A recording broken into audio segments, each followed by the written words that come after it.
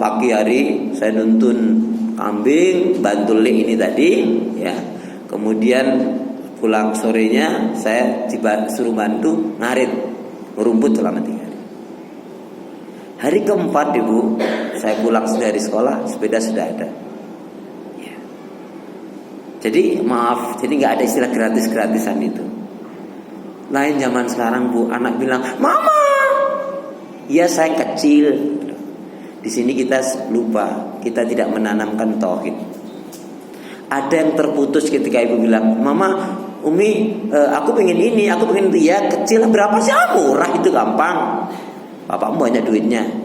Bu, yang diketahui oleh anak kita, yang terpikir oleh anak kita adalah yang ngasih uang, yang belikan apalah, ya mulai yang motor, mobil dan lain sebagainya. Yang dipikir anak kita adalah bapakku, ibuku. Allahnya hilang di sini Bu. Padahal ini kesempatan kita menanamkan tauhid. Ibu, mama, bunda, aku pengen dibeliin ini, aku pengen punya ini, aku pengen tas ini, aku pengen baju ini dan sebagainya. Misalkan saya minta kepada Allah, berdoa ya, agar Allah, semoga Allah memberikan rezeki kepada ayahmu, kepada kita, sehingga ayahmu bisa memberikan apa yang kamu minta. Maka anak akan terpikir itu, oh berarti selama ini yang aku dapatkan dari orang tuaku adalah pemberian Allah, karunia dari Allah. Nanti mau zamannya digital, mau zamannya nggak digital, mau zamannya apa, nggak akan ngaruh. Karena orang tua telah menyandarkan, menanamkan nilai-nilai tauhid. Maaf loh Bu, hari ini secara umum, ya secara umum kesalahan besar orang tua apa? Secara umum orang tua banyak yang mendidik anaknya, putra putrinya belum menggunakan bahasa hati dan cinta.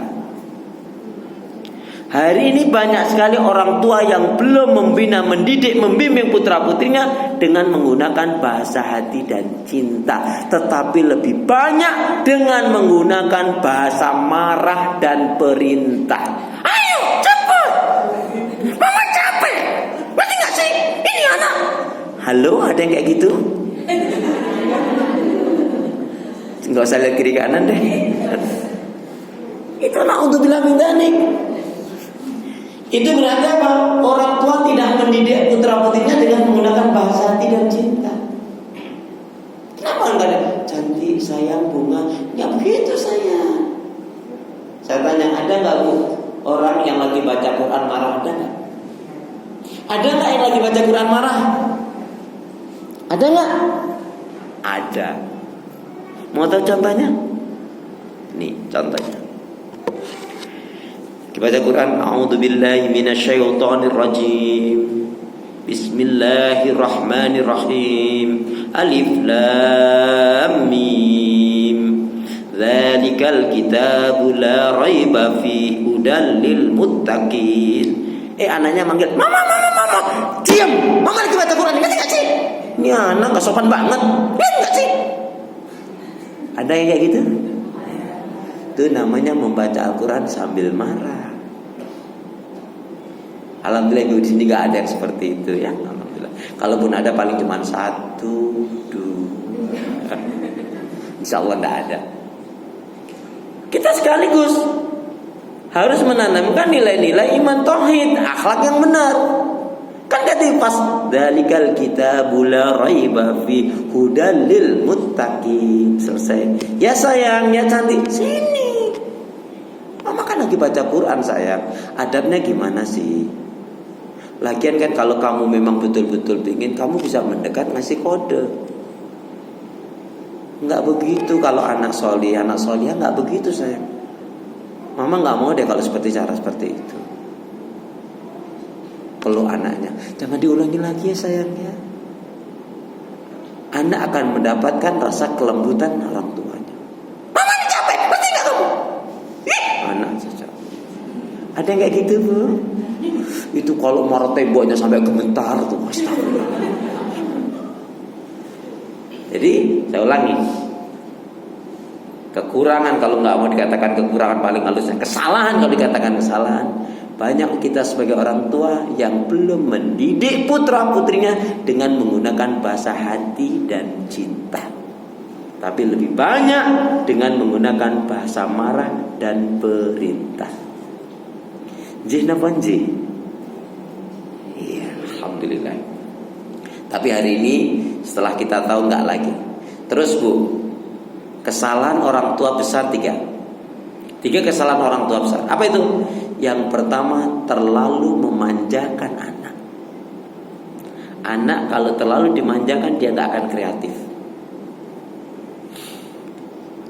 Saya dapat cerita dari TK, SD, SMP, SMA, ibunya tuh nganterin terus.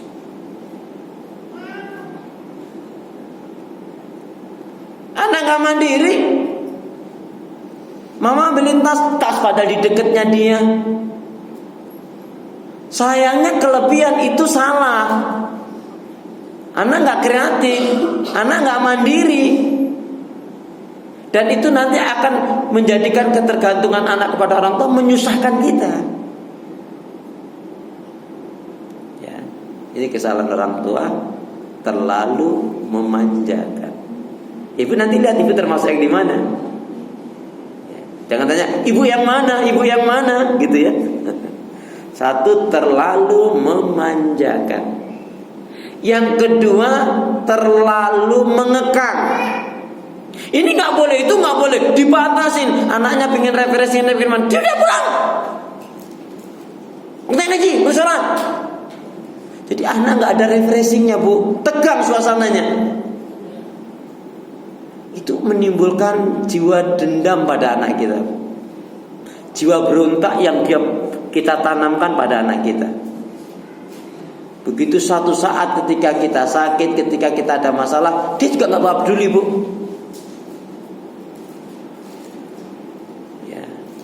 Ada satu kisah menarik Bu. Ada satu kisah menarik. Ini kisah nyata. Saya jadi ingat kisah ini. Ada seorang anak, ya.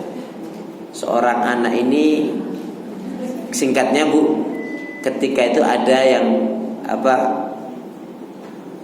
yang sakit tetangganya. Dia sangat dekat dengan bapak ini, ya. Dia perhatikan, dia ternyata punya tabungan, anak ini punya tabungan, tapi tabungan itu ya diberikan kepada bapak tetangganya ini. Sampai pada akhirnya ketika sakit, ya, dia sedih menangis. Bapaknya bertanya, "Kamu kenapa kok sedih banget sih?"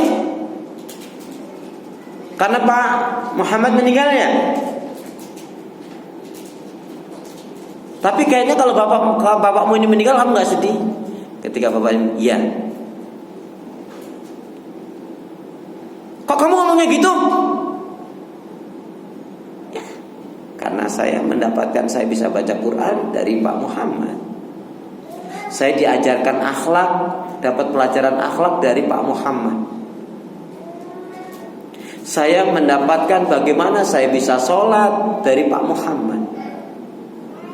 Saya diajak jalan ke beberapa masjid, ya, walaupun naik sepeda dengan Pak Muhammad. Saya dikenalkan betul nilai-nilai Islam itu dari Pak Muhammad.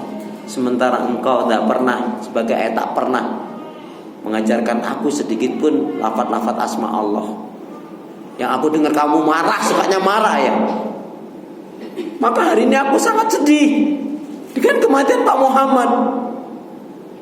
Kenapa? Dia tidak mendapatkan figur seorang ayah. Kasusnya ini ada anak laki-laki. Terserah ayah mau marah, tapi hari ini aku sangat kehilangan.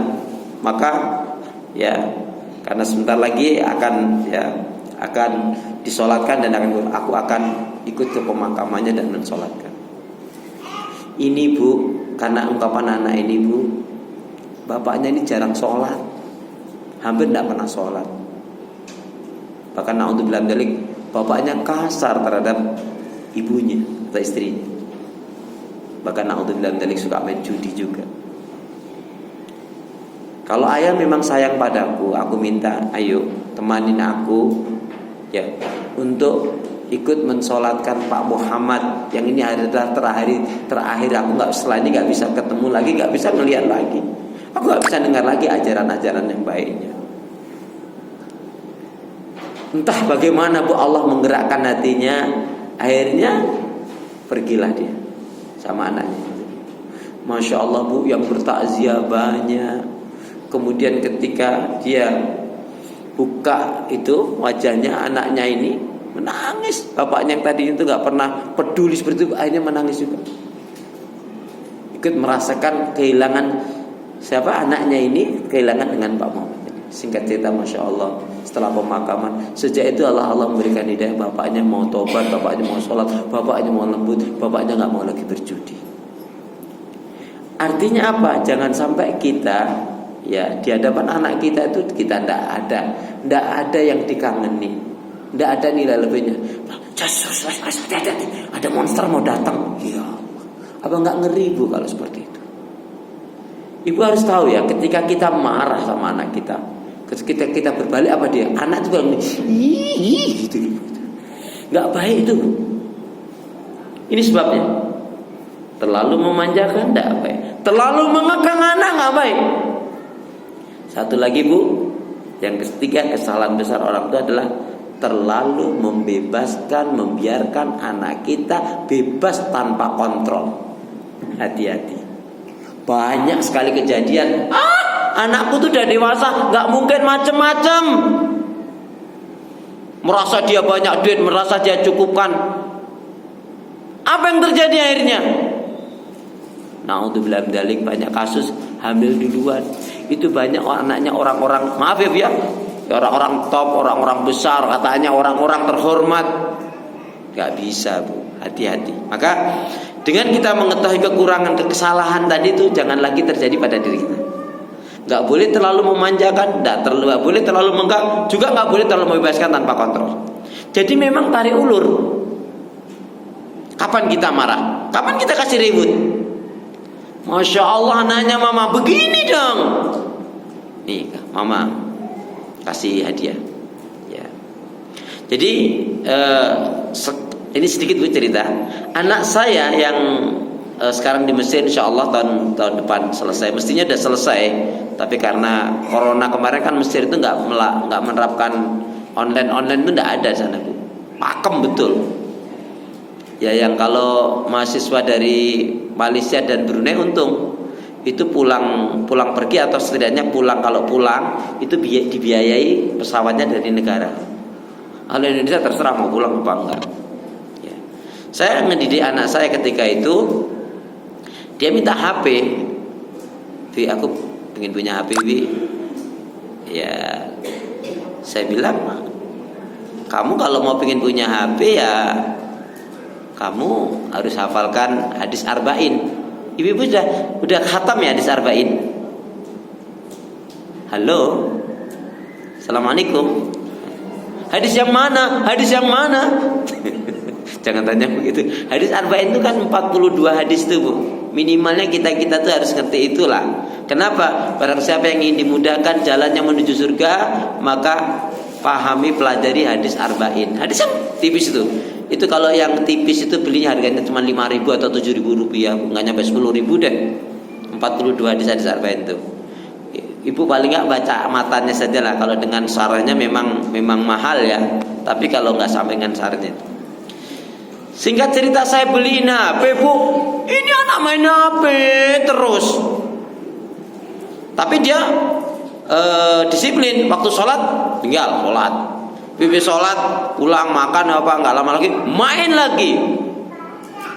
Akhirnya baca Quran, dah gitu. Baca Qurannya tetap.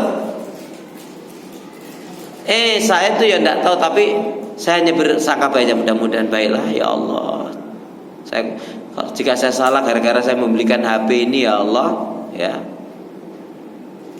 Nah gini, jadi anak saya tuh saya suruh setorannya ke uminya. Jadi saya ajar anak saya biar hafal, uminya juga biar ngerti.